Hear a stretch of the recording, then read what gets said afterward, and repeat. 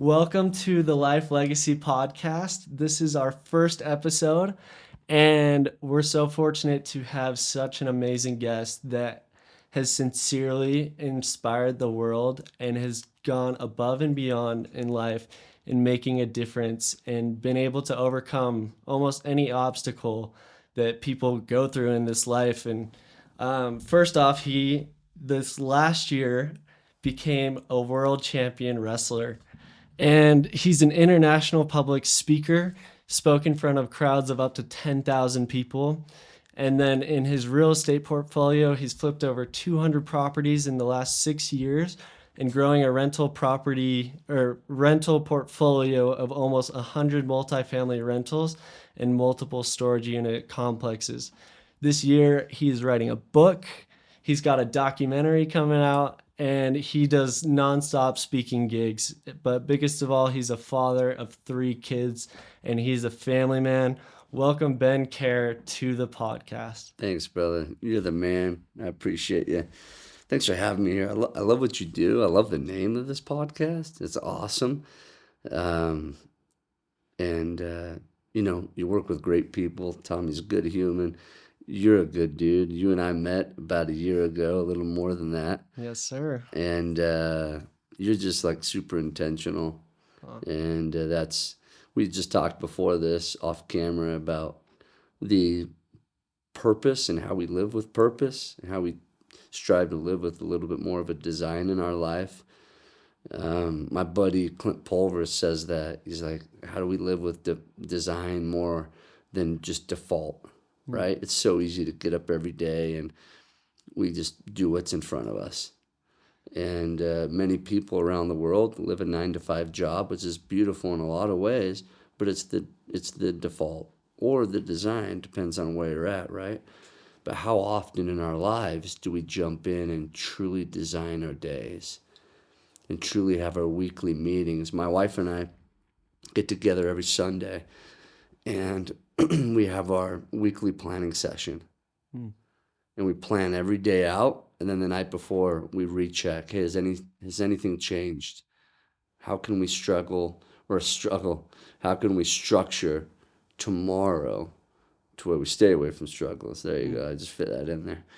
And how do we structure tomorrow to where it's a success? How do we put that ladder in place to where we can go step after step because it's right in front of us?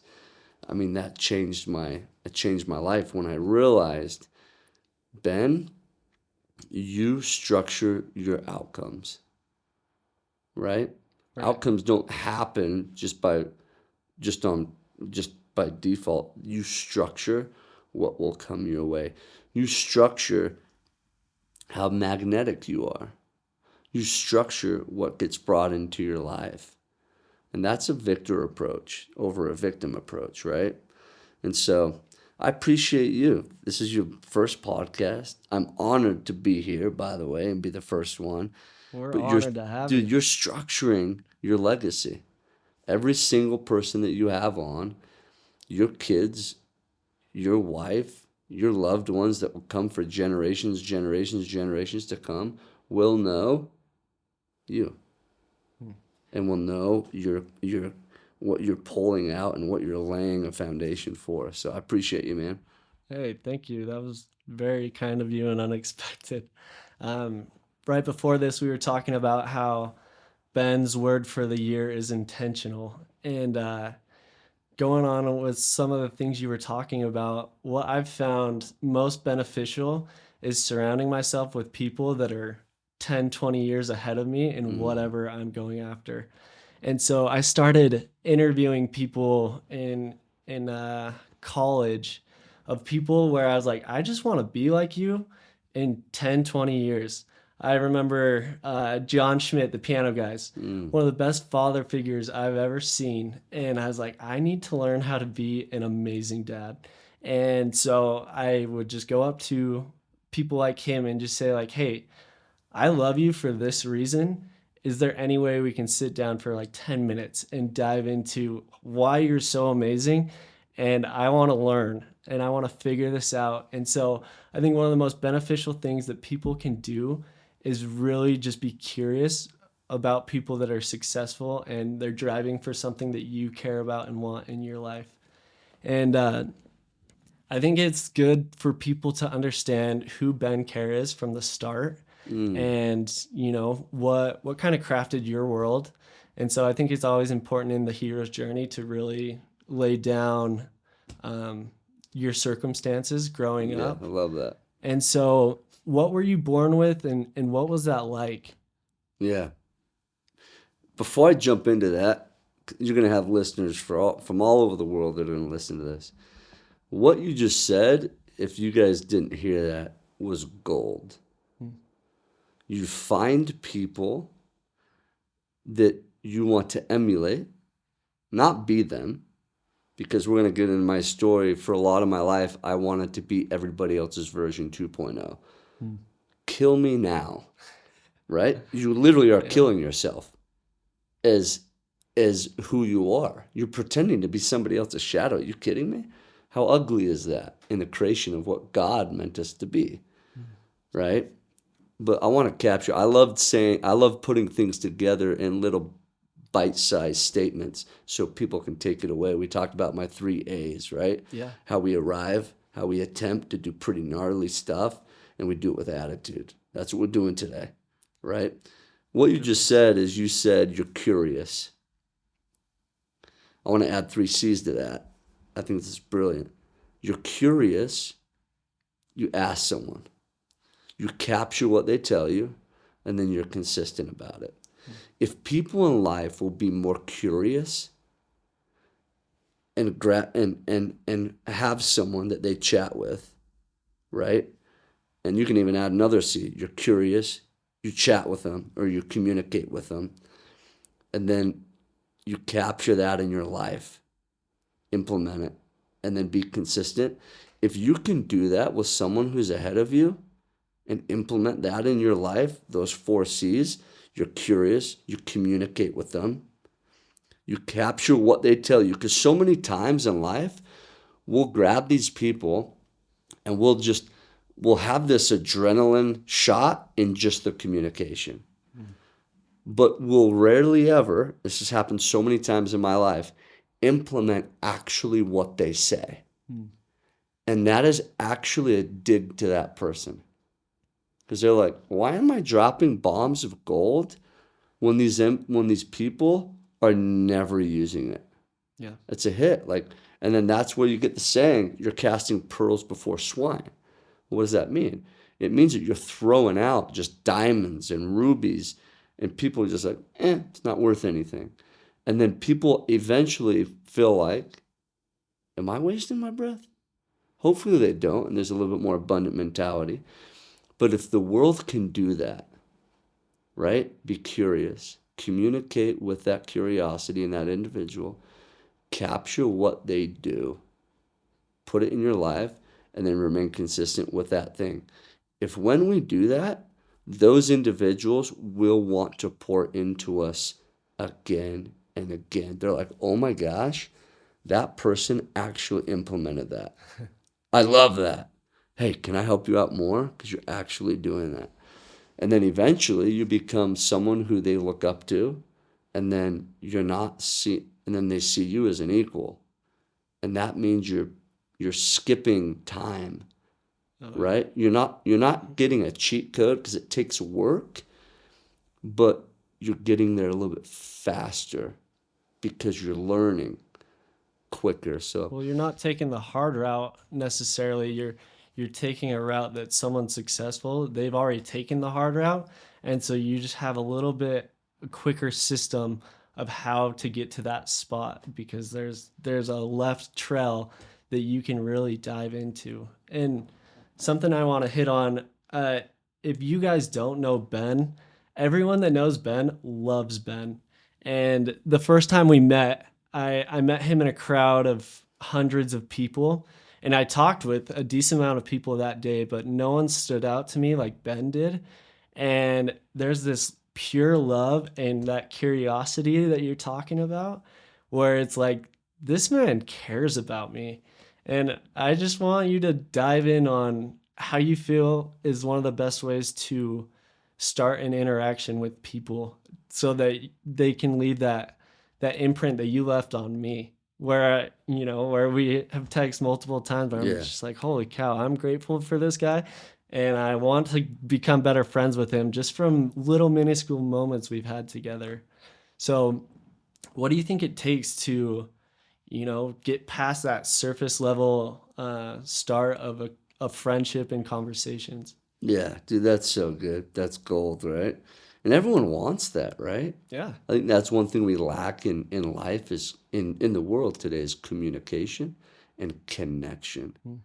Connection is so big, so big. I would say don't be afraid just to like fall in love with people and pour into them. It's hard. It's hard too, right? We've also had people in our lives that have not given that back and they haven't reciprocated that love. And then you find your people or you realize that they're just not used to that. And there's times in our lives that we're all not used to new things. But for me, I love loving people. And it's tough sometimes because people have also seen that as being fake. And so you do it as genuine and sincere as possible. Because sometimes it's just like, he's just too nice. I need someone to just talk straight with me. And so it's a fine line between loving on people, but being completely frank with them at the same time. And I don't want to say not to hurt their feelings because feelings are going to be hurt by the guilty. You feel? I'll say that again. The guilty will have feelings hurt. We're all guilty along the path over something, over some vice, over some addiction, whatever that is. We all have those. But as long as we allow them to feel that we're there and we love on them, it's not going to be there. I'm not going to tell you to go, you're not, hey, dude, you're being an idiot. In that moment, you were a schmuck. You get to go give forgiveness back to that person. That's when that's when they know you're real. Yeah. You know what? If you love big, but your passion isn't just love, it's also correction, but you still love big. In the scriptures, we hear it all the time. Hey, love, correct, abundant love. Right? Yeah. The world just doesn't have the love, or they lack the correction and then love again, so they feel like you're their enemy. You feel what I'm saying? Yeah. So I think it's important that when you meet people, love on them. I love bragging about people, almost to a level of like discomfort, where they're like, dude, because I just love bragging on people. It's so fun. So many people with social media nowadays have to brag on themselves because few people are willing just to brag on others. And there's some good influences in my life that have taught me that. And that's literally just being a good friend. How many of us, how many of us pour into people and are an absolute fan of our brothers and sisters? I have a good friend that has accomplished some really cool things. Unfortunately, even his siblings didn't cheer him on in stuff that he achieved. I won't say what he achieved because it's really significant and his siblings may listen to this. Yeah. But it's something that a fraction of humans would ever even achieve. And yet his siblings stayed back because the ego's there. The ego is not the amigo. We've all heard that, right? That does not serve us very well. It's not served me in my life very well. But when we push that aside, we push the victim mentality aside, we put the victor hat on, hey, there's a victory mentality here. If someone has a victory, dude, let's be like showing up with pom-poms. Let's go, baby. And when you show that and you're not afraid of that and it's an abundant mentality, that's pretty freaking cool. I think that's what God wants of us, right? Yeah. God would do that. So I like that. When's a time in your life where you felt like you would have really loved having some cheerleaders in your backfield that you felt a little bit alone? Man, that's a great question. I love that. I think, let me answer this way. The times where I felt like I needed that were the times I wasn't willing to be open and vulnerable to tell others when I needed it. Interesting. So there have been some times in my life through miscarriages and IVF cycles. Me and my wife tried for kids for 10 years. We had 4 IVF cycles, miscarriage with a boy, miscarriage with a girl, and then 2 other failed IVF cycles. And then we went into adoption, two failed adoptions with 2 girls. And then we finally got 3 adopted kids, like within 13 months is a pretty crazy race, right? To have 3 kids. With that being said, yeah, it was amazing, dude. God is so good. With that being said, during that time, me and my wife like kept it a secret that we were going through all these what we called like really hard times. But we kept it a secret, and I felt like I needed some support. And it taught me a huge lesson in life. People in life, across borders, across races, across languages, we have hard times because of our lack of vulnerability. We don't realize that vulnerability is so powerful. I read a book called Good to Great, a phenomenal book, and it talks about the top level of leaders, and it talks about how they are not always the most powerful, strong, and like no nonsense, I am unstoppable type of people, nothing can hurt me. It was actually the leaders that were vulnerable. Some of them were like people that probably weren't even very confident in social situations. And so because of their maybe open weaknesses, people connected with them because they're like, Definitely. oh my gosh, he's not Superman. Yeah. I'm not Superman. He can relate. And so when we allow others to know, like, we're not absolutely unstoppable. We're not perfect, which is everyone walking on the planet Earth. That's when empathy comes. That's when connection comes. In a couple of weeks, I'm going to have the opportunity to go and speak with a bunch of inmates at the prison here in the state of Utah. Do you think they're going to want to listen to someone that gets up there and just like talks about how big of a champion and a beast and like perfect they are?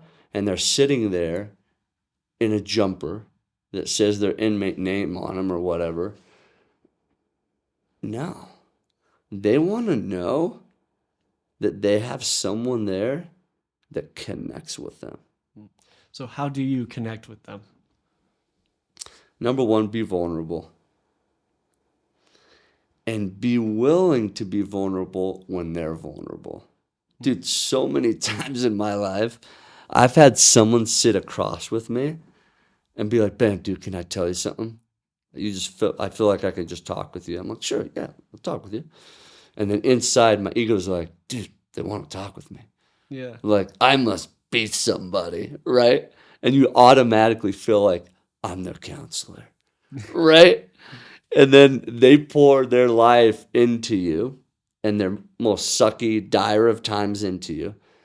And I prop myself up to be like, let me give you some counsel.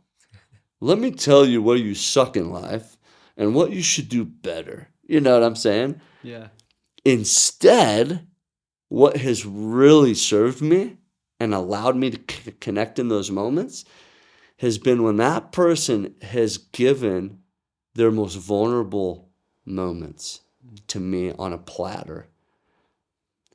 And I, in turn, give them back my platter of vulnerability. Dude, no way. And that, you had that experience?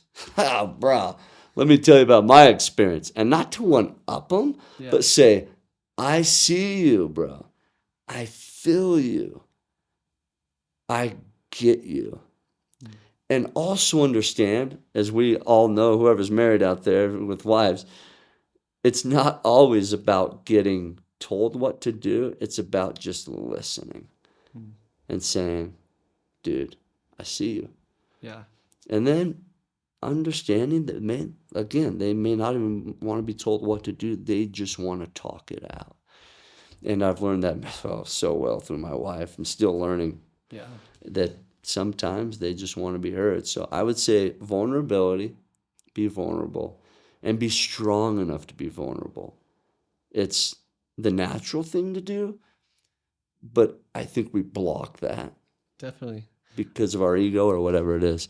I think vulnerability, it's one of the most courageous things that a human can do, is to show up as not the perfect self and be willing to say, like, I've struggled with this, or I have weakness here.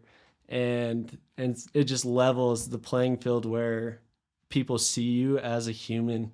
And working with other people, like the founders or CEOs, they're put on these pedestals.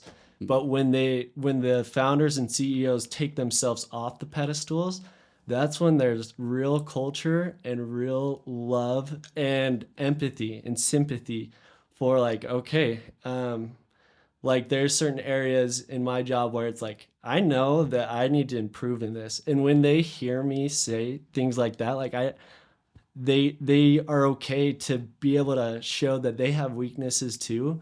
And it gives this transparency where everyone gets to improve together. And there's no feeling of like, I have to be perfect. And in just way too many social scenes, that's kind of the standard that we put ourselves to. And we want to show off that we're perfect, like what you said on social media, where it's like, I almost want to brag about myself. Totally. Because I need to show that I can create value and I'm special. But in reality, people want to see like who you really are, what's going on in your life. Totally. And going back to, and real quick though, yeah, there's also a very fine line. And I believe life is very spirit driven. yeah, It's very feeling driven instead of like hard lines. This is how your friendship should be. No, it's not black or white. I say that because you'll know who your people are, and you'll know who's ready to be your people and who you're ready for when you do put something out there that you just want to celebrate about. That's beautiful. We should celebrate more, actually. But you'll know who pours into you and who doesn't. And that's not they're bad or good. It's just that sometimes we're not ready for that. Or we see that as being an ego thing. I love it when my buddies post something. Like I had a buddy the other day post something about losing 65 pounds. Bro, we love on that. amazing. And he took a picture about how he's starting to get a six-pack. And instead of being like, oh, this cocky dude who's done this and this and that, or oh man, why is he doing a shirtless picture? Instead being like, oh my gosh, where has he come from? What's happening to his life, his personality, his confidence? Imagine how that filters down or trickles down to his kids. His kids are watching him change his life physically and emotionally and mentally. And why not celebrate that? Definitely. Right? And why not pour into something like that? And eventually, there was times in my life that I was willing to do that.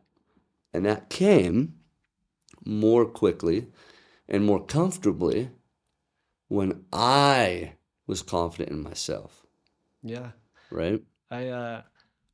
Growing up, I had experiences where I hated celebrating anything about me where there'd be some type of spotlight. Real quick, when I was 16, I told my mom, I do not want a birthday party. I do not want anything. I just want to chill with my friends and have a good night.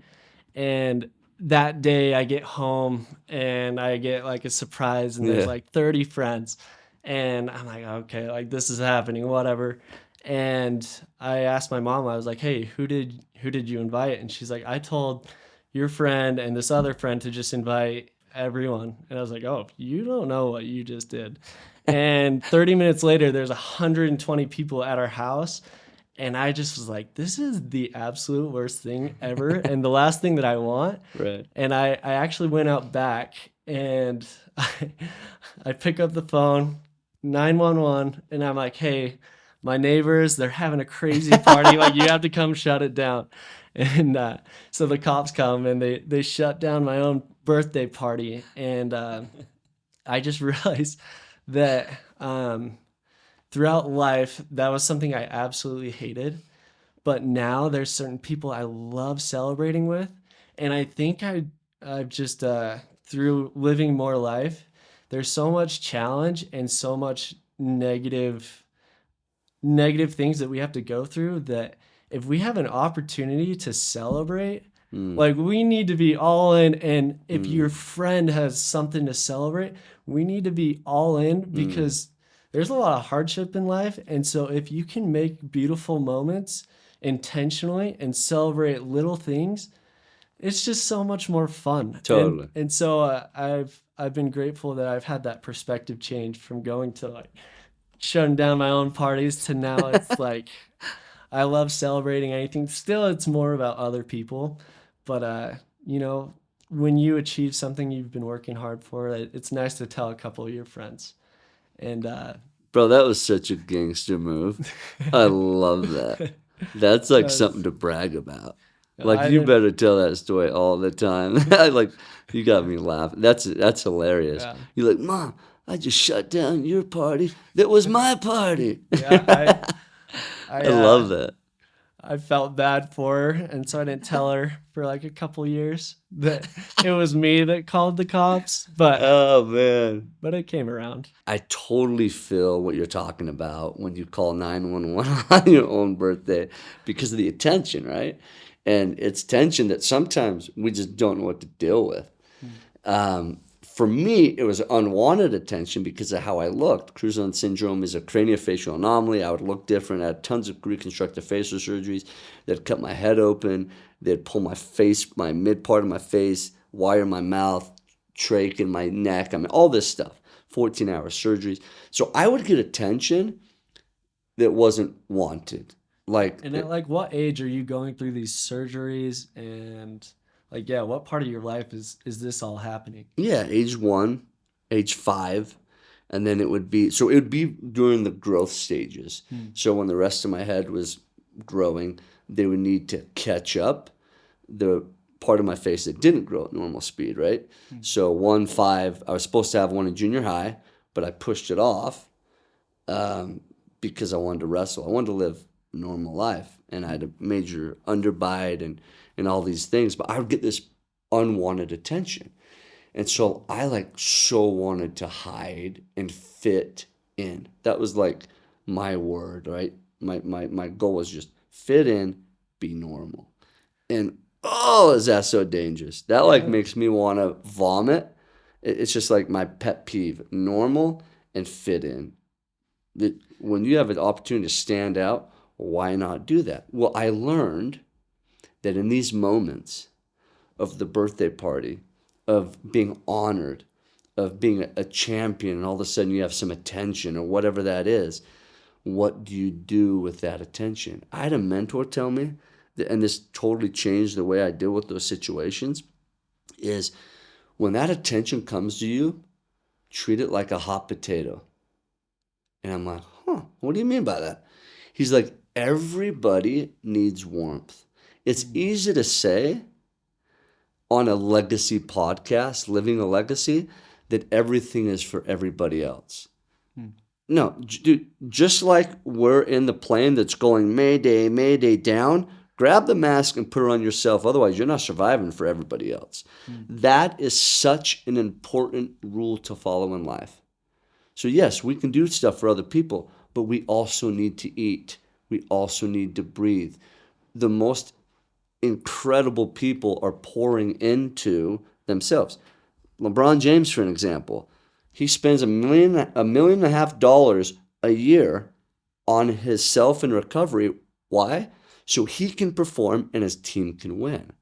As a dad, we perform, take care of ourselves with our morning routine, with our health, with our physicality, with our mentality, with our spirituality, everything, so that our team, our family teams can win. Going back to my mentor, he said, Ben, hold it like a hot potato long enough for you to warm up. You need that warmth. Oftentimes we're like, bless other people. Hot potato gone, and we never allow that to warm us up. He said, hold it long enough for you to warm it up. You take that attention for you to where you need it. But then before it burns you, pass it off. What that means is warm it up and then pass the warmth to somebody else. So in that birthday party situation, I probably would have acted similarly. I don't know if I have the guts to call 911 like you did. That is hilarious. You got some courage. But I could have done something different, where now I would live probably differently and strive to take that opportunity to be like, guys, 120 people, come in. How freaking cool is my mom? Yeah. And you turn the hot potato, and so say, I want to thank you guys for being here. You just got 120 hot potatoes thrown at you. And then you use 15 hot potatoes and go, how cool is my mom? Is she the raddest chick in the world? Wow. Everybody give a hand. All of a sudden, She feels like $1 million. she feels like $1 million. And is she more willing to do these things for you? Again, you better believe it. And then you pour into your key friends, because you have a bunch of hot potatoes still. And then you throw them, and they need warmth. Every single person needs warmth. And then as I was getting into speaking, another way of saying this is I had some people tell me, there's lights on you, like we have lights here today. Let the lights warm you up, but not burn you.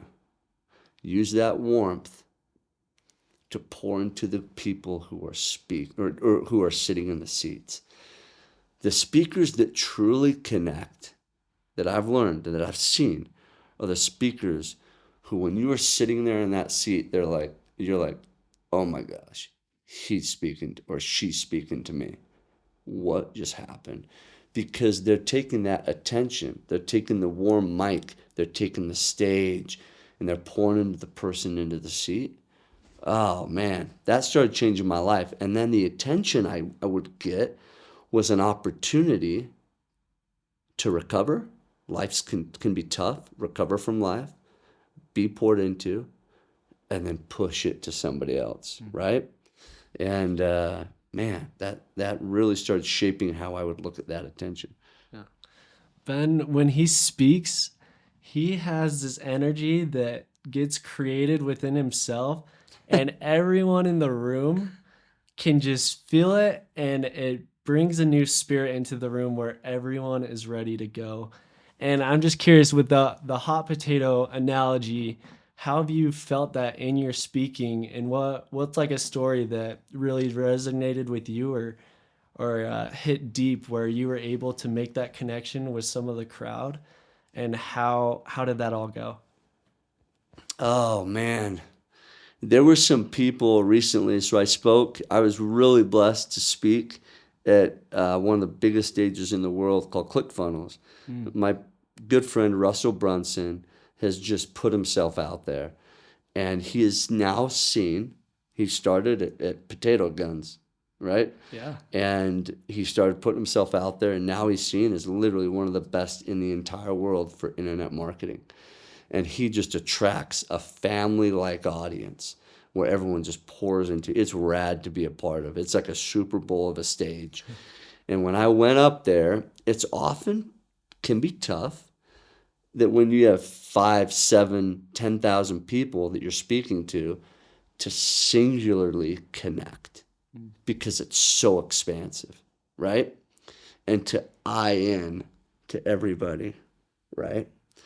And as I have, the way my uncle would say it, Kevin, Kjar is an author, and he spoke to a bunch of different billion-dollar companies. He teaches people how to tell their story. He wrote a book that is a phenomenal book called Arrowhead, and it teaches you the whole hero journey and how to tell your story. He came and watched me one time in Idaho, where he lives.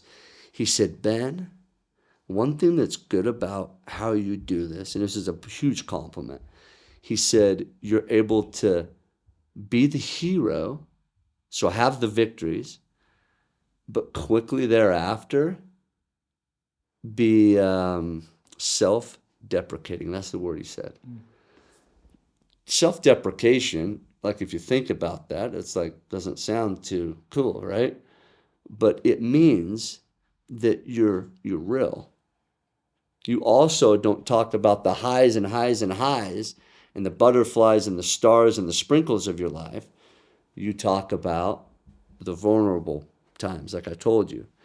I have connected more with humans on a very personal level the more I talk about my darkest of times and the journey of how to come out of it. We've talked about some of those things today, right? And it's just owning and then flexing who you are. Instead of being Tommy, Billy, and Johnny version 2.0, how do we, first of all, understand and have comfort in who we are? And then secondly, like completely flex that person with swagger. And it was in the bathroom one time when I was younger, when my mom would come in after a very horrible time where I felt like I was verbally just torn apart in front of what I felt like was my neighborhood. My mom came in. I'd melted against the bathroom wall, considering how could I take my face off. Literally, this is the last thing I want. I don't like this unwanted attention. I wanted to call 911 and said, this dude that just told me in front of what I felt like was my whole neighborhood that I was the ugliest person, I should go back to the hole from which I came from type of stuff. I just wanted it gone. I wanted the problem, the difference, gone. My mom told me, she came into the bathroom, she just saw me sobbing. She told me to stand up. She says, Ben, you're born different, so you're going to make a difference. And then she said, there's going to be a tension that comes. So instead of hide from the attention, let's stand out. And it was in those moments that I started to understand that I could be me. When people are in the audience, you ask, how do you connect with them? You talk about the lows, the darkness. You talk about the highs. You talk about the journey and how to love you and be you. God created us to be us. Nobody else. And the fear that I have, and that probably lingers in people's minds if you talk about it, is getting to the pearly gates after we die. And having Christ come out, Heavenly Father, Heavenly Mother, your people that have gone before you, and the whole time they know the spiritual, eternal. We talked about how your focus is eternal this year, right? They see the eternal Jaxon, being of Ben, being of Brandon or Tommy or whoever that person is. And they know that capacity. And then all of a sudden you arrive at those gates and you're half the man of what capacity or potential was. And they're like, that was a missed opportunity. Because of fear, because of pain or pleasure that you fell into or moved towards, because of fear of not being enough, right? Whatever it is, whatever obstacle gets in our way, it doesn't allow us to achieve that. So I often think, okay, what are the things that I can do in my life to achieve that full potential of how God sees me? how my siblings or loved ones or grandparents on the other side see me. And then doing things in my life that are legacy plays. This podcast is a legacy play for you, brother. No pun intended. It's named after that, right? So for you, I congratulate you, man. This is your first episode. You are literally living a legacy play where your family for generations will be able to tune in and say, dude, look at what grandpa did. Look at what uncle did. Look at what husband did or dad did. So congratulations on you, brother. Thank you. I appreciate that. It all started with my dad. He grew an incredible legacy that really has changed my life forever. And he's out of anyone I know, he's got the craziest life story I've ever heard of. And for example, he raised 5 boys, and he was a serial entrepreneur. And then he came out gay, and that kind of just shook the world, right? As you can imagine. And I just remember at a very young age, he told me his net worth, and it was substantial. And I just remember thinking to myself, I don't understand. I'm 12 years old. You have all this money, all these material things that you could want, but you hate your life. And that's where I learned I have to chase fulfillment and purpose. And so just throughout life, my dad was able to teach me so many beautiful life lessons for the good and the bad, more good than bad. And so to the point where I actually created this company because my dad was an amazing human. And so we started the company, and the whole thing was I wanted to document his life so that my kids and great grandkids could learn who changed our family forever. And it was growing, and we did a couple documentaries, and it was finally the point where it was like, okay, we can do my dad's documentary. And through struggles and things, he passed away unexpectedly, and he had a drug issue that caught up to him. And it just gave me this new fuel and even bigger purpose to capture as many people's lives and legacies and ensure that they're celebrated, because people deserve it. We go through really hard things in life, and we deserve to celebrate, back to that original setup. But so this is not about my legacy. This is not about your legacy. This is about how we can affect our future posterity and really make a difference to upgrade the quality life of people's lives. And this is why we're here today. And so I love that. Yeah, that's a little bit of the backstory here, I guess. How long ago did he pass away? Passed away last November 8th. And 2023? Yeah. No. Wow. Yeah. Or 2022? 2022. Wow. And so the grief journey, you understand having miscarriages, and I cannot imagine what it would be like as a father to lose children, but as a son to lose a father, I know the day-to-day impact that has. How did you and your wife overcome some of that trial that you guys have faced? I can only sympathize for what you're going through. I can't empathize because I've never been through losing a father. And so, dude, I feel you as much as I can. Thank you. And then I just see you, like my heart goes out for you, because like losing a father figure, my dad's such a giant in my life in similar ways, right? And he's left an incredible legacy, like unintentionally and on purpose, like in so many different ways. I learned the most from my dad when, and then I'll get into what you're talking about, but Yeah. I learned the most from my dad because he was a doer in many ways. And he would say prayers, come on, morning prayer. And it wasn't the moments that I learned from him when he was saying it. I'll never forget walking up the stairs. His master bedroom was right on the top of the stairs.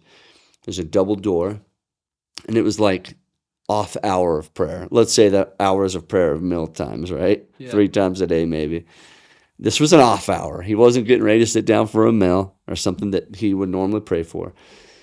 And I walked in, and I just heard someone kind of mumbling, or I could hear some words. I'm like, what's going on? I peek in his master, and he's kneeling at the base of his bed, like supplicating to God. Oh, Bam. That was a learning moment. That was a moment that stuck, right? Because he was doing, not just saying.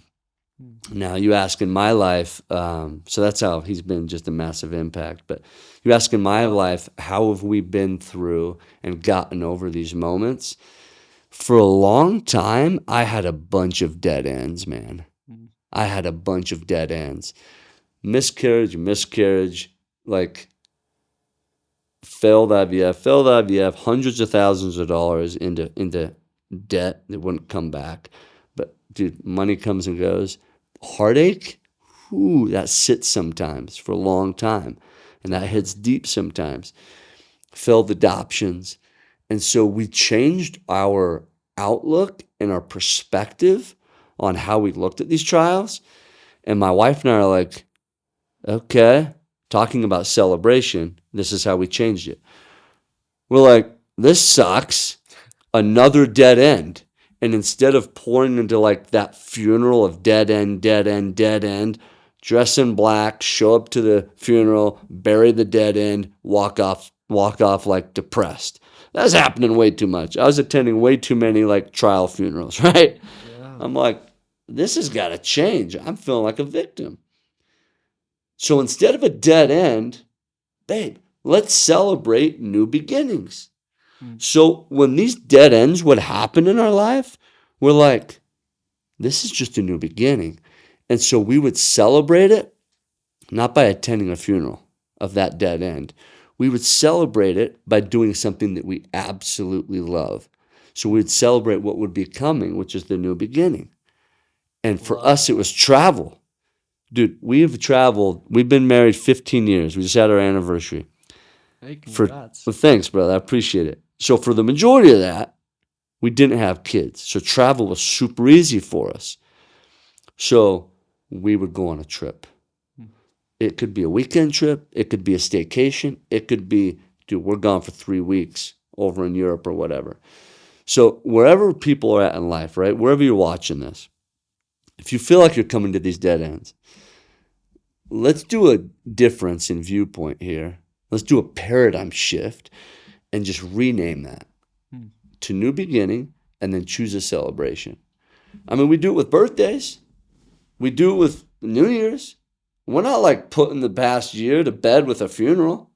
We're like, let's celebrate fireworks, hats, and let's get some bubbly out. We're not on our birthdays. Your wife did, or your mom didn't invite you over to a funeral of 120 kids. She invited you to a celebration. That's beautiful. Why don't we do that with trials? Why don't we do that with just different times or seasons in our life? Man, it like changed my life and how I look at stuff. Do tough times come? Absolutely. Do I look at them like funerals? I try not to. Yeah. That's the fight. Am I going victim or am I going victor today? What's my mentality? I'm doing victory mentality. Bam, new beginning. Bam, celebration. Babe, let's go do dinner. My wife loves breakfast. Just had a failed today. It's 4 p.m. Let's go do brunch, baby. A late brunch. We're having breakfast for dinner today. So I think as we change that mentality, that perspective, things tend to like, your life seem different. When your life is seen different, it's like, okay, this is an adventure, right? There we go. I think trials has such a misconception.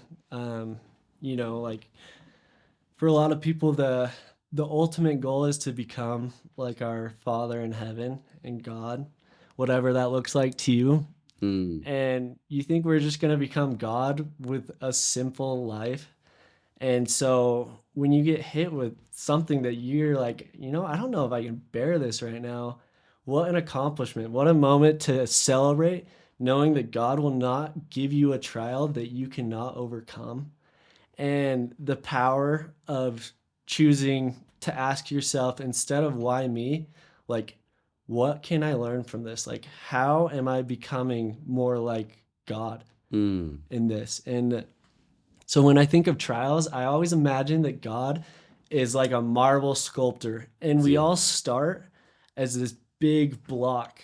Mm. And each trial that we are going through in life, it's him chipping at us because he's got to sculpt us into freaking gods. Oh yeah. And it's just so uh, it's such an amazing feeling to go from like, wow, this is insanely hard, to like, wait, let's go. He thinks I can take this on. Like, let's get this, you know? Yeah. And I think there's so much power in seeing someone's journey, like what you've had to go through, you know, like what the kids would say and things like that. And to be able to come out of this trial that you've gone through, confronted, and you say, I do not want to fit in. It's like, Mm. that's one, a miracle, and two, like you've Mm. owned your trial and you came out on top. And so just more than anything, to congratulate you on such a cool, like a big win that's simple in your life compared to some of the other wins that you've gone through. Dude, you're the man. I appreciate it. And you're so right on. Mm. The moment we like understand that the trial is actually an opportunity and a blessing, Mm. literally in the world today, the biggest currency. So let's talk about currencies. In the past, it was a currency of labor. Pyramids, they get built by labor. Then it was money. People controlled the world with gold and silver. Then it was technology, Facebook and all these technologies. Tesla was created. Now the biggest currency is attention. Mm. If you can draw attention and focus, you have an incredible currency. You are very, very wealthy. Imagine Facebook, no pun intended, Facebook. They see my face. It is a cheat code that people will die for. So from being in the bathroom with my mom saying, I just want to be normal. I'm going to rip my face off. I want to fit in. I'm done with standing out. Now, bro, it's such a cheat code. Such a cheat code. You're scrolling, boom. You see someone different, they stay. It's called stay power. Now, it's a matter of having content good enough to hook them, to make them stay longer, right? So if I can put it together in my own life to organize my stay longer, my stay power, to have the hook to pull them in, it's a complete cheat code.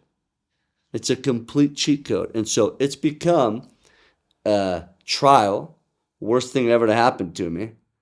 Who wants to have something like Crouzons syndrome to, oh my gosh, what a gift. What a gift. I would not choose a way out of this, you know? Yeah. And so if you can be reborn, if you're asked in your life, what trials would you not give away?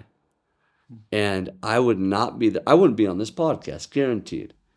If I was born without Crouzons syndrome, my life would have directed me a totally different way. So in people's lives right now, if you're watching, is it a divorce? Is it a drug addiction? Is it a death in the family, like you had just mentioned? Is it a loss of a job?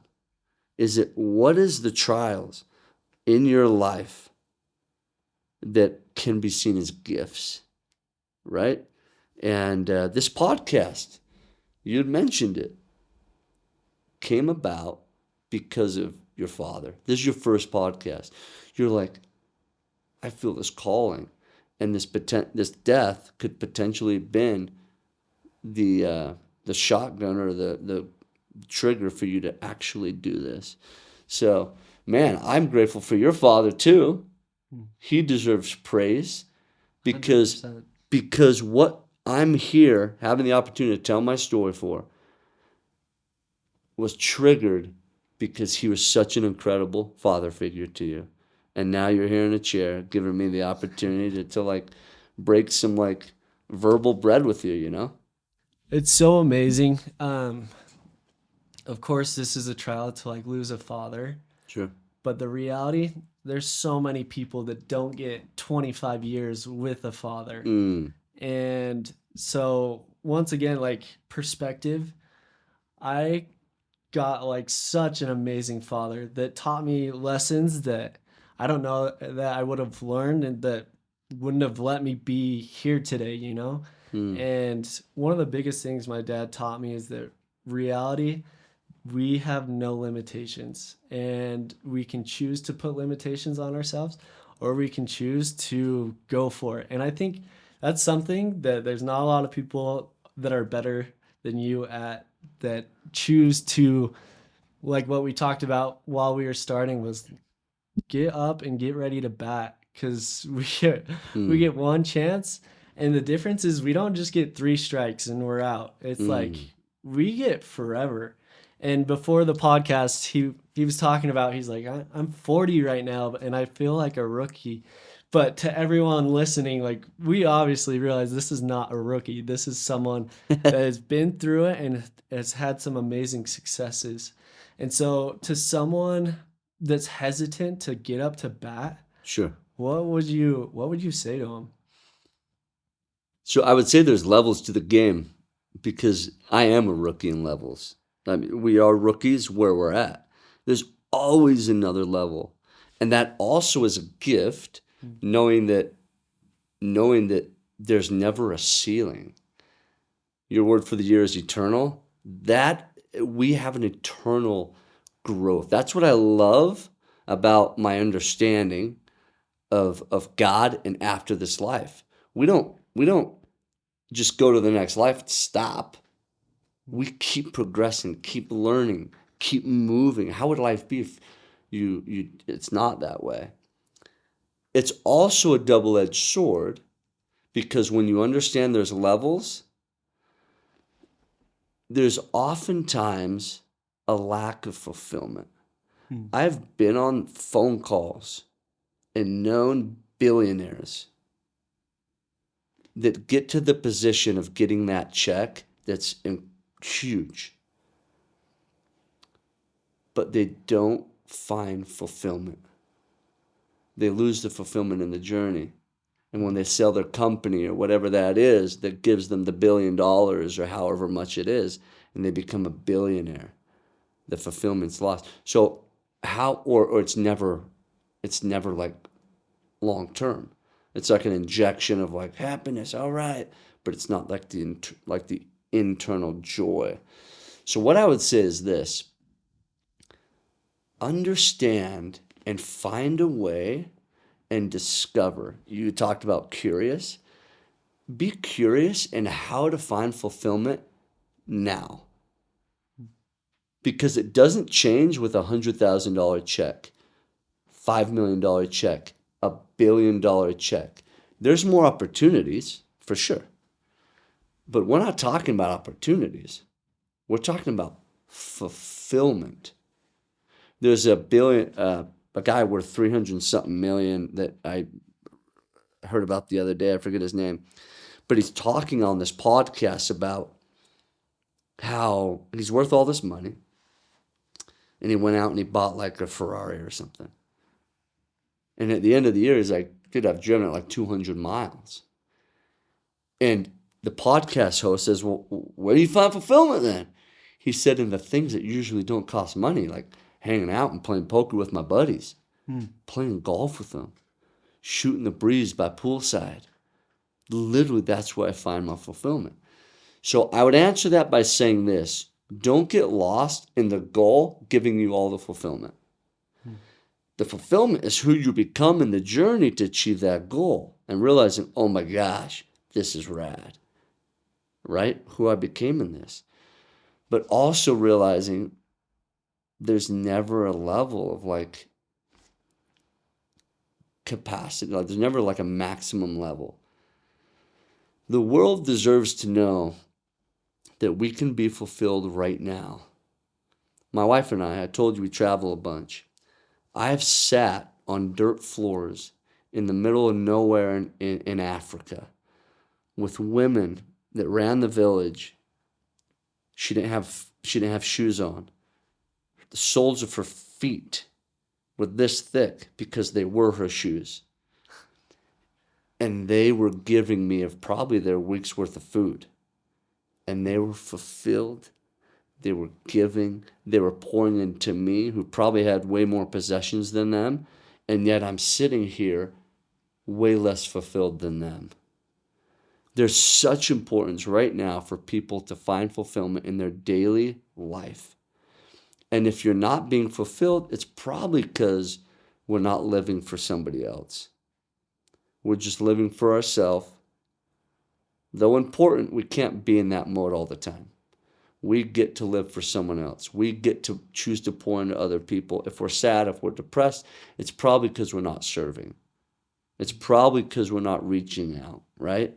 And so those two things. There's never a level of like, okay, I'm done. There's always a level. That should be a breath of fresh air. There's also, whatever level you're at, find fulfillment in it. And if you can't, serve somebody else. I think it's the longest human study on fulfillment, and it came down to what makes a human fulfilled is 1, high quality friends and relationships, and 2, serving, and 3, believing in a higher being. And that's like the key success to living a fulfilled life. So someone, living on a dirt floor, anyone can achieve that, right?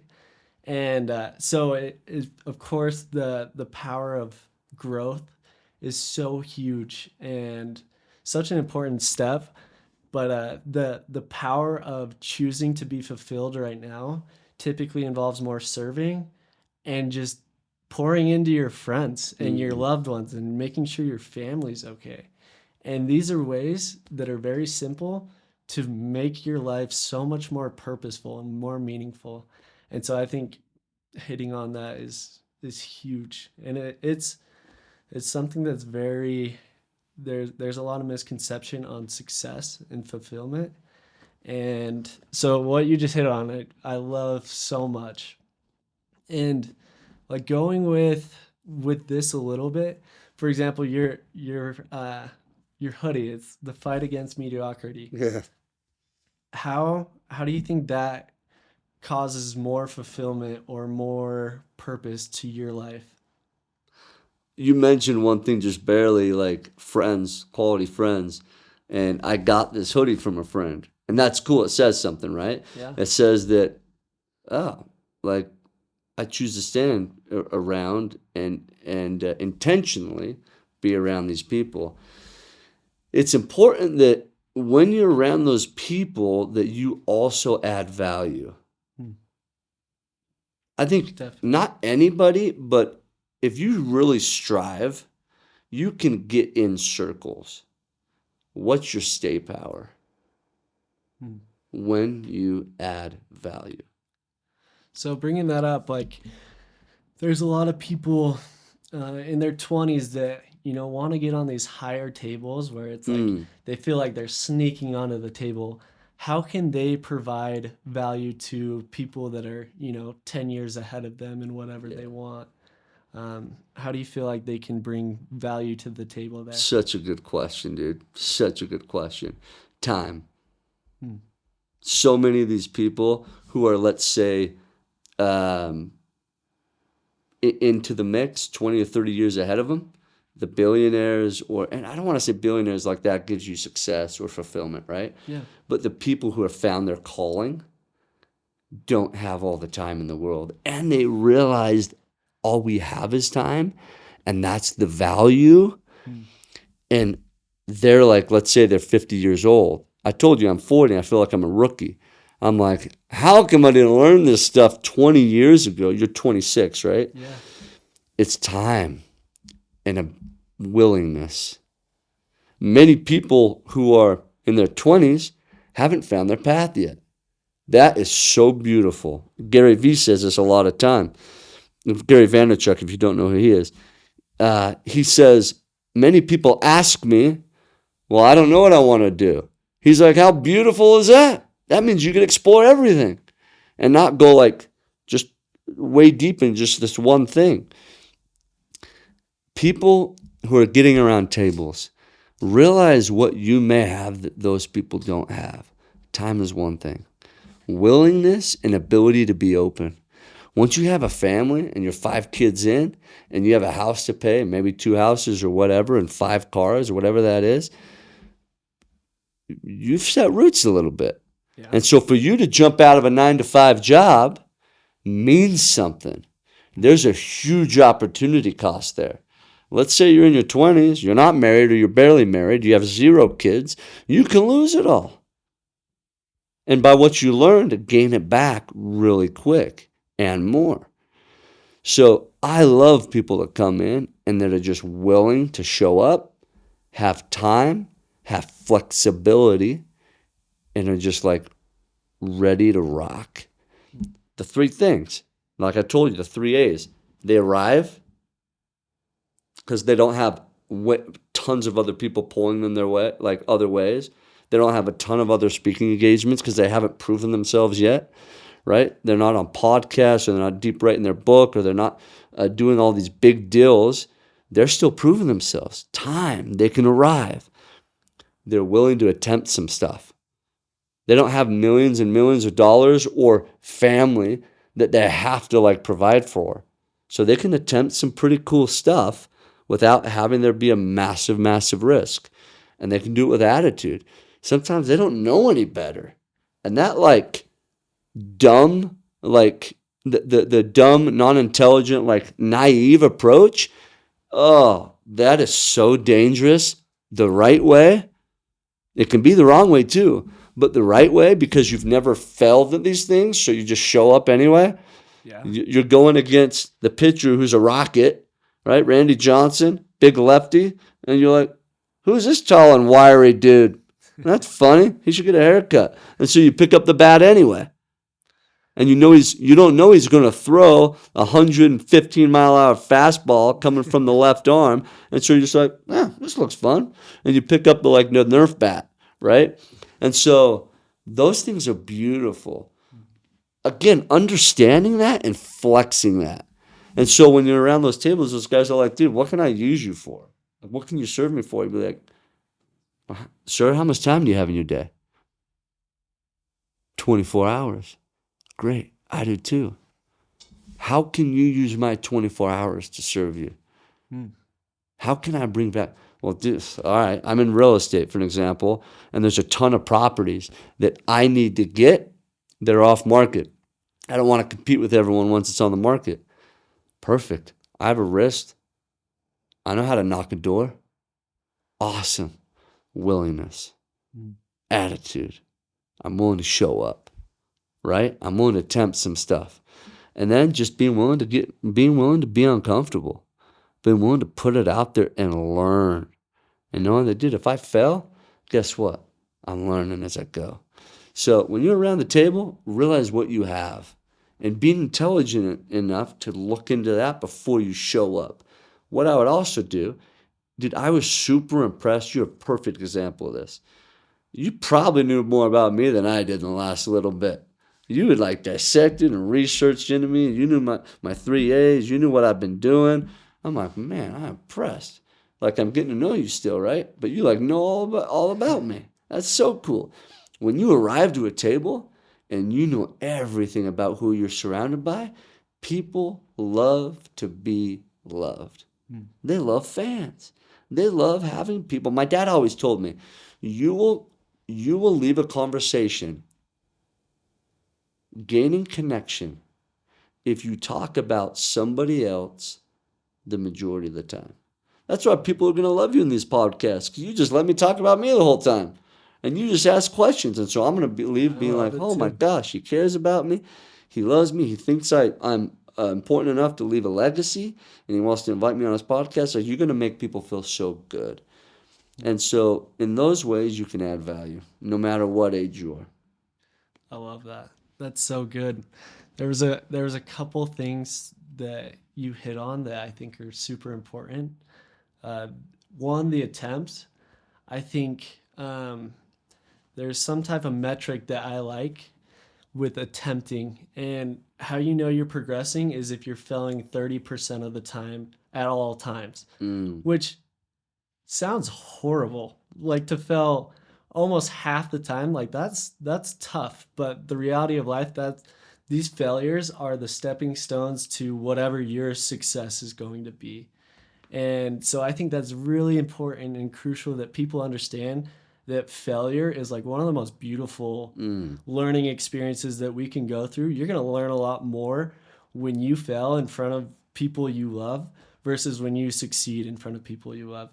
And another thing, going to like life's purpose and the journey, and Gary Vee talking about how it's like such a fun area to be exploring when you don't know your driven purpose for your own life. mm, One of the biggest blessings I came out of my mission was I was sitting down one day reading God's word, and I just had a moment where my life purpose was expressed to me, and my life purpose is to positively impact hundreds of thousands of people's lives, to mm, help them make a pivotal change that will forever uplift the lifestyle and the quality of their life that they have.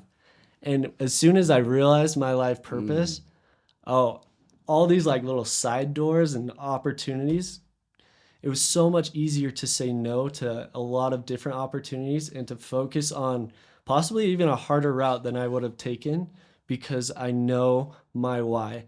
And I think that's so crucial to dive into your why and help know, what you stand for and why you're moving in a certain direction in your life. So to someone that hasn't found their why, and I want to hear your why as well.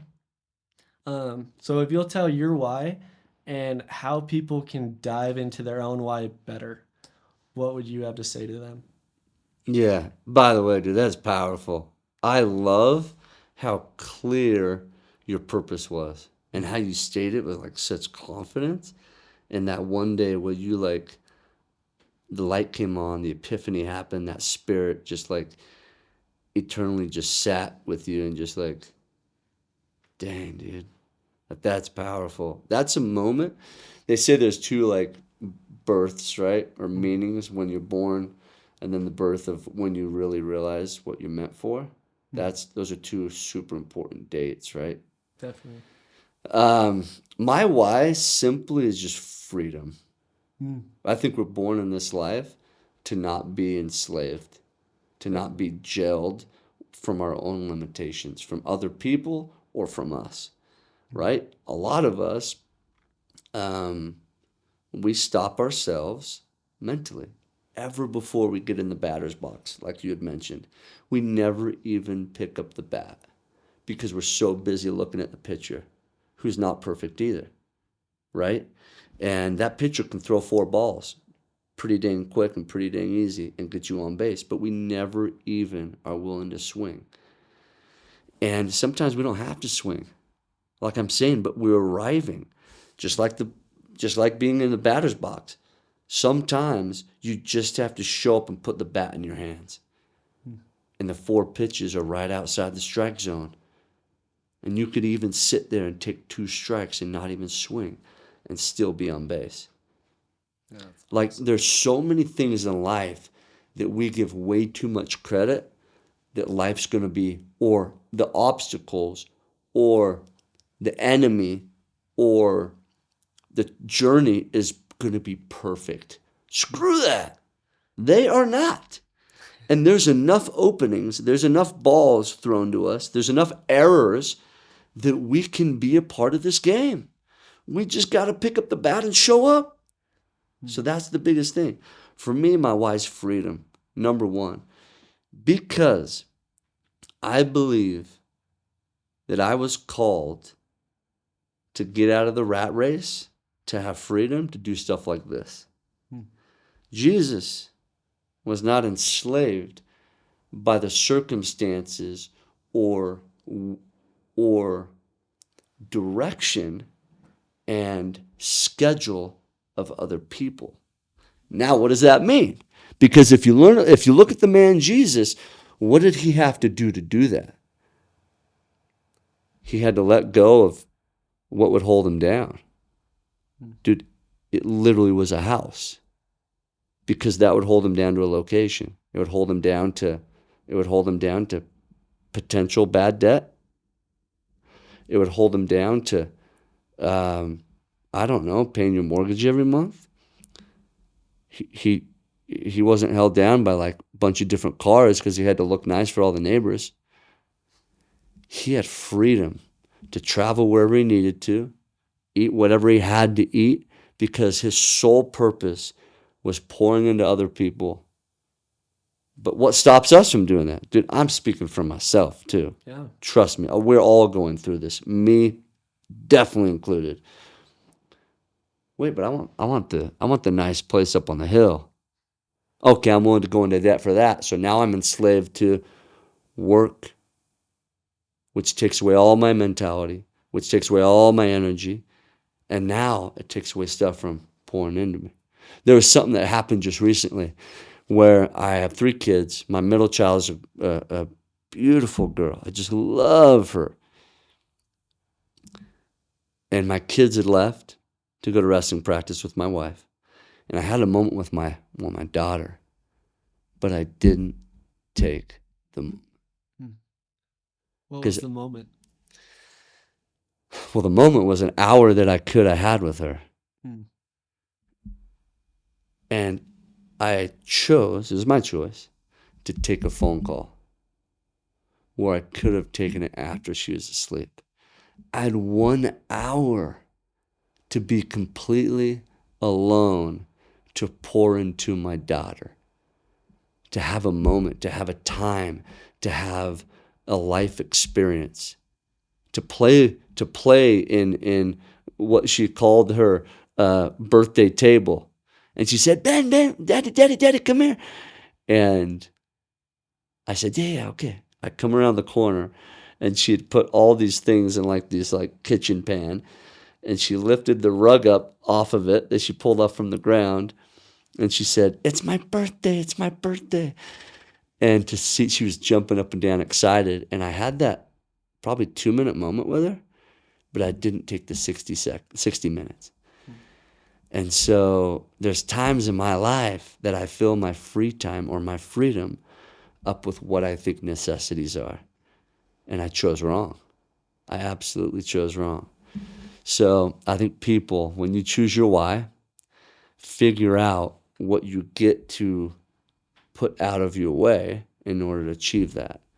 A lot of times, what you feel like you should have in other people's eyes are the things that are holding you back. How you should show up with whatever clothes you're wearing, whatever car you're driving, those are the things that may be holding you back and putting your focus elsewhere.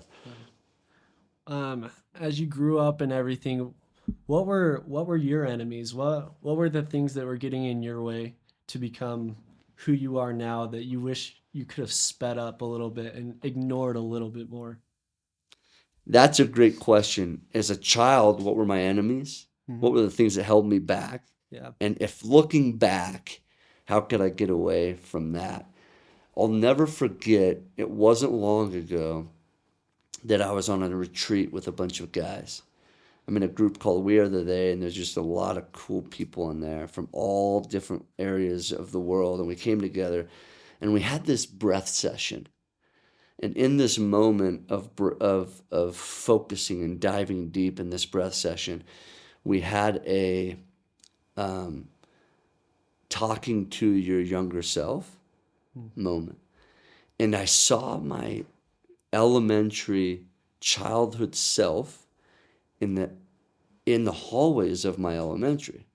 Recently, I went back and spoke at my elementary. It was super cool, Reading Elementary in Centerville, Utah. And I walked those halls. And so it was easier for me to find myself in this breath session, in this meditation moment.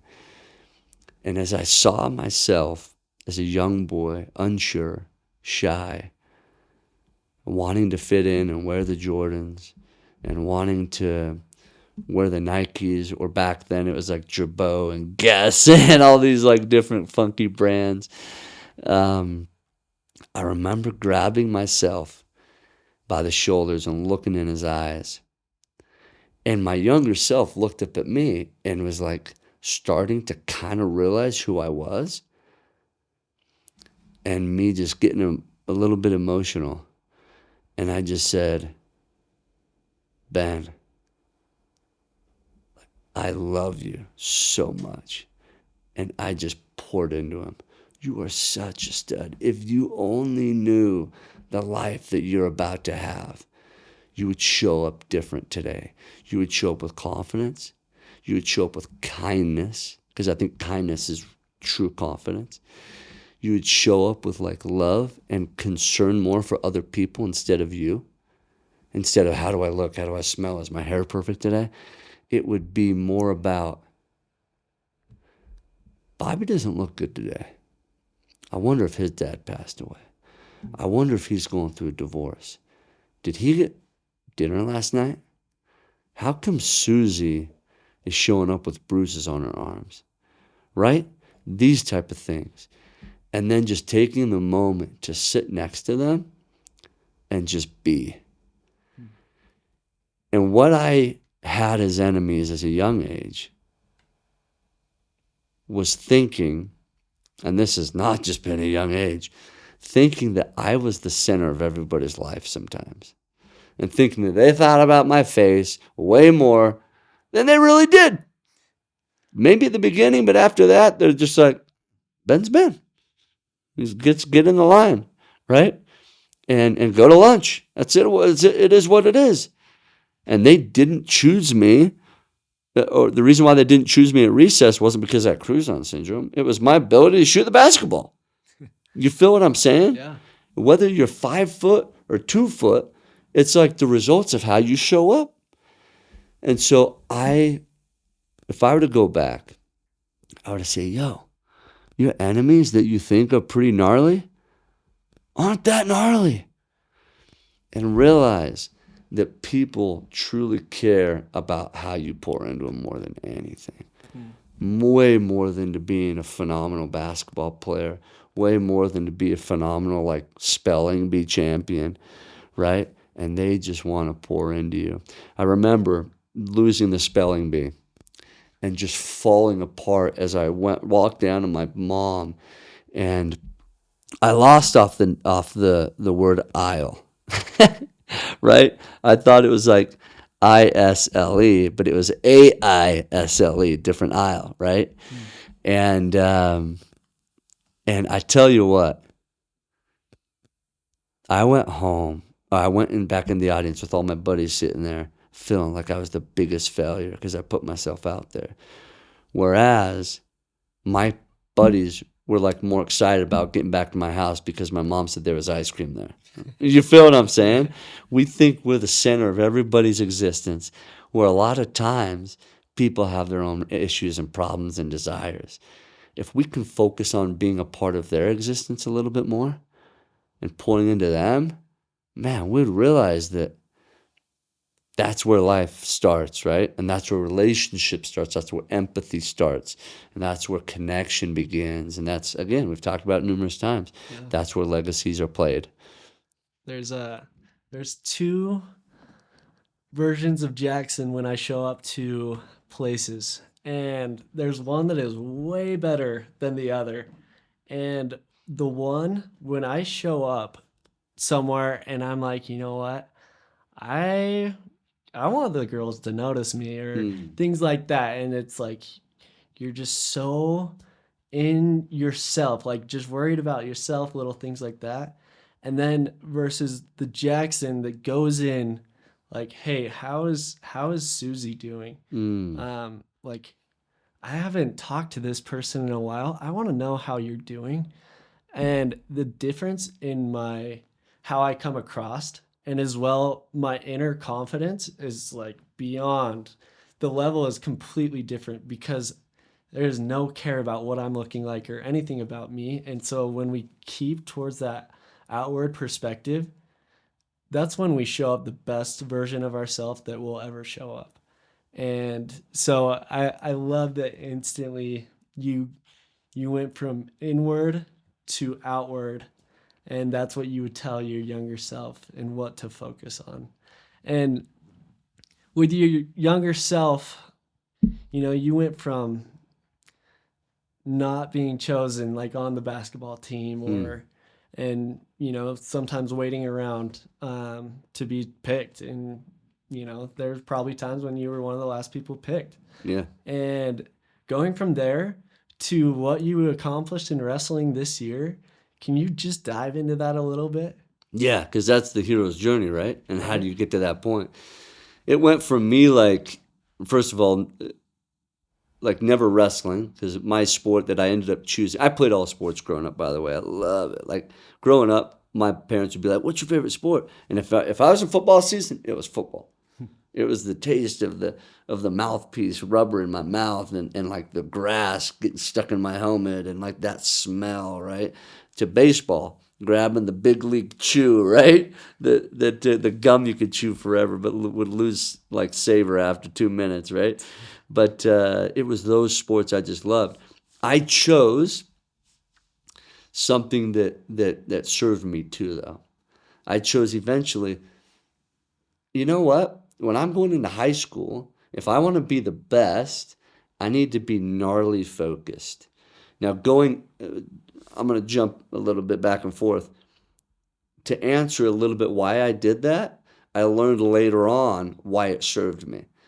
Later on in 2012, I wrestled in the Olympic trials in freestyle, in the sport of freestyle wrestling, and I took fourth. So I was one of the alternates, right, that would go, and I watched my ex-teammate at Oklahoma go and represent the U.S. But going into that and understanding what I had to do my best to be the best in the world, it was understanding what the best in the world did. And I went to a guy named Mark Schultz, who just had a movie done about him and his brother, and the guy who played Mark Schultz was Channing Tatum. Pretty cool, right? When Channing Tatum plays you as a character. And Mark told me, he's like, "Ben, you wanna do this? You wanna do the Olympic thing, or you wanna do the sport? Fine, commit suicide." I'm like, "What are you talking about? That's psychotic." He's like, "Yeah, that's the point. You want to be the best, you got to be a little psychotic." Well, my whole life I just wanted to fit in and be normal. That's the opposite of psychotic. That's the opposite of standing out. If we want to make a legacy, if we want to actually leave something behind worth holding on to, you are not normal. You are absolutely abnormal. You are psychotic. You are obsessed. You have obsession to this path of success. I'm like, "What do you mean by that, Mark?" He said, and he was a world Olympic champ. He knew what he's talking about. He's like, "Financially, suicide, bro. You're not going to make $1 billion by wrestling every day. So you got to quit your jobs. You want to do this right? You got to do that." Number two, emotionally, physically. Bro, the type of workouts you got to do and how you got to try to break yourself almost every day, it's got like committing suicide. Socially, you're not on the weekends going out to the dance clubs. Socially, you got to be very strategic. You're cutting almost everybody off. Strategically bringing the people in your life. And he's like, in every way, that's how it's got to be viewed. And so as I cut the things that weren't allowing my focus of intentionality to move me in that area, I had more time to focus on that one area. So instead of having my branches way out here, I'd cut a lot of them off, and I'm like, okay, I just got to focus on these things. And so for me, it was getting rid of all sports except for one at the right time, and then jumping deep, deep, deep, deep. That's going an inch wide and a mile deep, not a mile wide and an inch deep. We know the difference, right? And so as I've been able to do that, it's allowed me confidence. Why? Because in those moments, I was able to focus on it more than others could, because others were focused on other stuff. So it's a numbers game. I had more seconds, more minutes, and more hours focusing on one thing. That has changed my game. And then secondly, I talk about this often, be disobedient to average. Be disobedient to what's asked. Now, you hear that on a podcast, you hear it in a meme, like, wait, that's a bit, what? Because everyone thinks disobedient is below what's asked. Disobedient is below average. Why are we in such a negative mindset? As dead end, dead end, dead end, like we talked about earlier. What about new beginning? What's being asked? Be disobedient to that. 10 push-ups, coach? All right, 20. Oh. Not 7. That's disobedient to average if looked at victim mentality. But when we're like, 10 push-ups, bam, 15. 10, minimum, average. Join the fraternity. Like, you want to have this be like a social wrestling club for you? Fine. I'm here to claim championships. I'm here to maximize who I believe I've been called to be. So as you're disobedient to average, you do more than other people because you've taken things out of your life that don't serve you. Don't serve you. Life changes. I literally ask, dude, people know the word Iron Cowboy. Yeah. James Lawrence.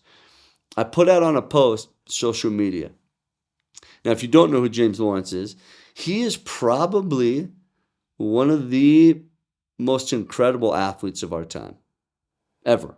101 Ironmans in 101 days? Are you kidding me?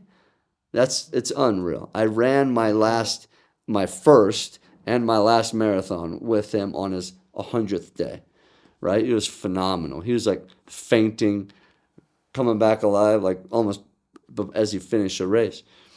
I posted out on social media, what's one thing that you would call crazy that you're going to attempt this year?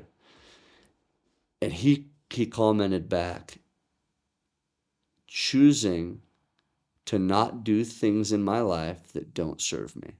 Bam, that's focus. That's focus. There's 2 guys that came together. It was Warren Buffett and Bill Gates.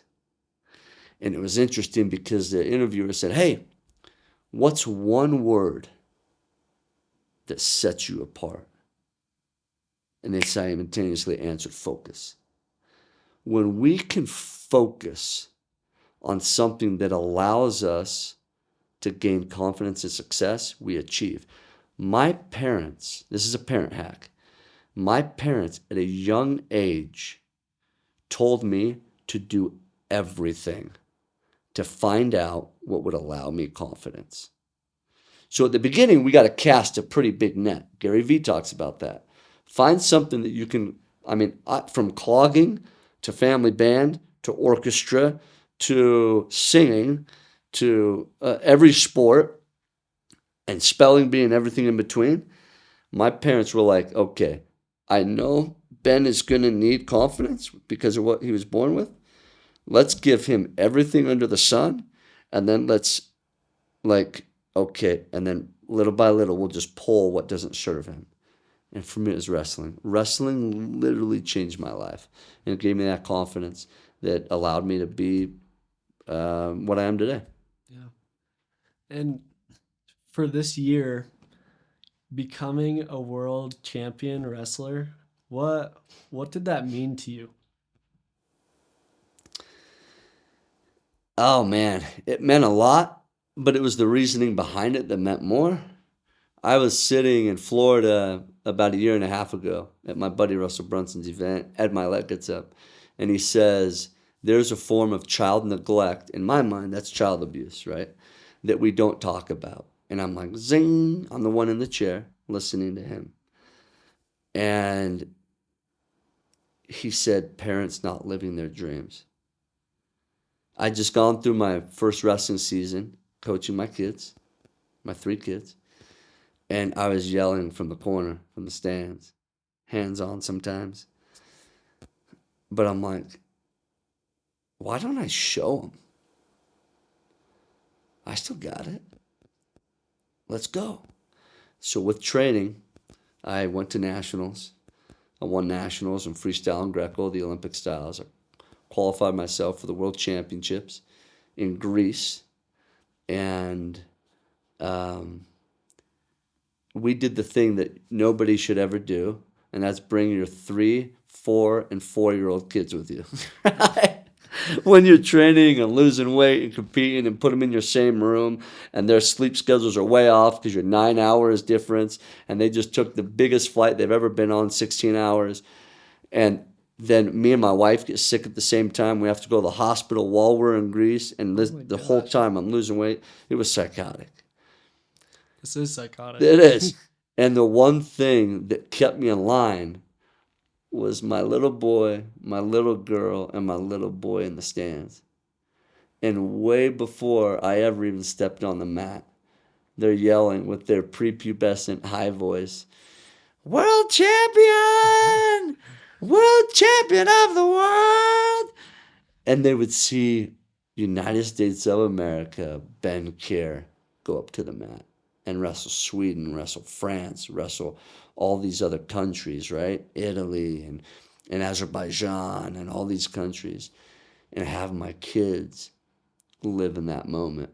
And know that when I lost, because I lost in freestyle, I took silver to Azerbaijan, that my kids, when I went back to the room, they still called me daddy. They still loved me. And maybe even a little bit more, because they saw me put myself out there and strike out, per se. I didn't get on base, is what I thought. Oh, you got on base for sure. Right? But I didn't think that because I failed my goal. And I did. Yeah. And at the end of the day, we can all say, yeah, but you didn't fail. No, I did. I did not get the gold medal, which I meant to get. But then learning from that, learning from the up at bat and the next inning, per se, coming back, I was super fortunate that the next couple of days, I was able to come back, work my way to the finals in Greco-Roman in Greece, which is the cool thing, and go against Italy, and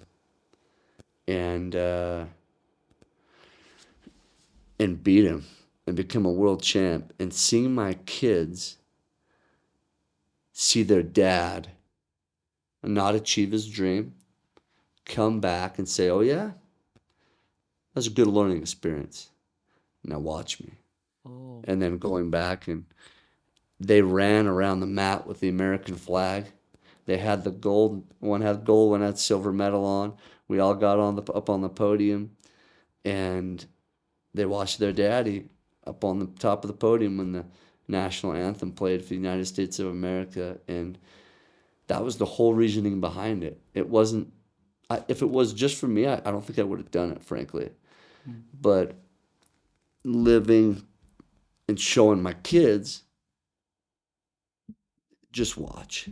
Your daddy's going to prove to himself and to you that you can live dreams, and that I'm not going to take that away from them. Wow. Yeah, that's a mic dropper right there. That story is so beautiful, and the amount of people that get to experience that, I'm honored to be here to hear that story, and such a cool moment in life. That's quite the achievement. Before we wrap up, I think we need to talk about your book and your documentary and some speaking things you're excited about. I'd love to hear, what's the why behind your book?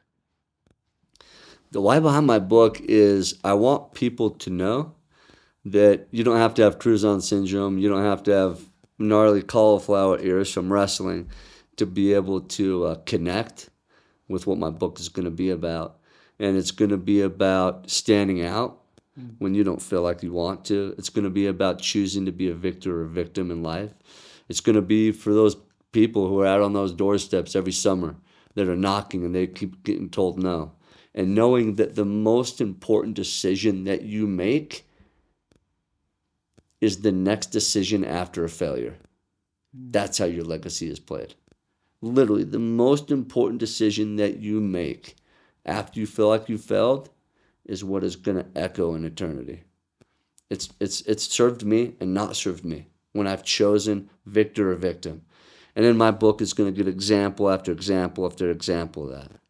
And realizing that, oh my gosh, this is a guide and a recipe to how to get back up, and know that, oh my gosh, I can learn through life and I can flex me.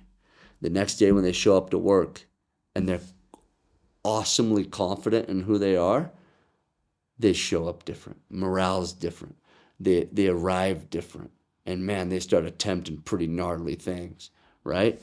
And just in the last year, I've attempted some pretty gnarly things because I've started to understand I've got kids watching me, and their default of how to live is how I live. That's freaky, and it's really cool at the same time. My morning routines is what they think is normal. The way I eat is how they're going to eat by default. Oh my gosh, that is a cool responsibility. And so this last year, it's going to be, how we've done a lot of cool things, hiked Mount Kilimanjaro, attempted a world, Guinness Book of World Record push-up contest, in 1 minute, that type of stuff. We're going to talk about all these things. I want to leave something behind. All too often, I've been the ejection in the arm. I've been the steroid punch in the arm when I speak. And I can't leave anything with them after. There's not a recipe book. They just taste the meal, and then they're like, man, how can I get more of that? I don't have anything. So I want to leave them with a recipe. I want to leave them with something they can have in their hands. I'll be doing an audio book too, and man, we're going to have fun with that.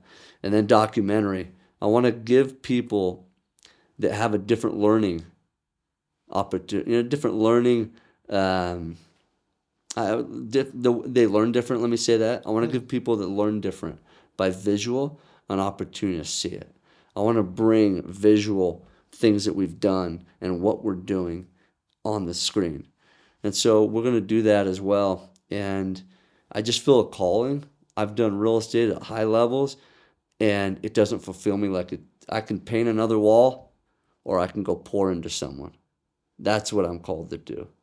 And so I want to leave something behind that will be here from decades and generations to come. And if I can do that, I think that will be really fulfilling to me. I think you're doing all the necessary steps to make that a reality. And so, yeah, you're spot on with the approach that you're taking. You're literally leaving your legacy in a book, capturing your life in a documentary. Those two combined, you're doing more than the 1% are doing. This is good stuff. And so we'll be on the lookout for when your book comes out and when your documentary comes out.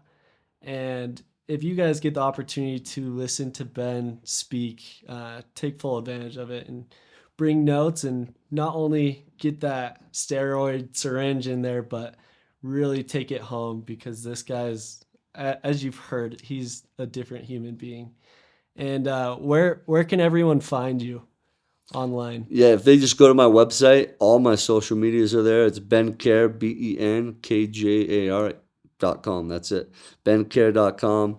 And all the social media platforms mostly. And I would love to just, if I can be just an ounce of impact to someone, dude, that's awesome. I love that. Awesome, man. Well, it's been an honor today, closing out our first podcast with number one guest we could have ever brought on.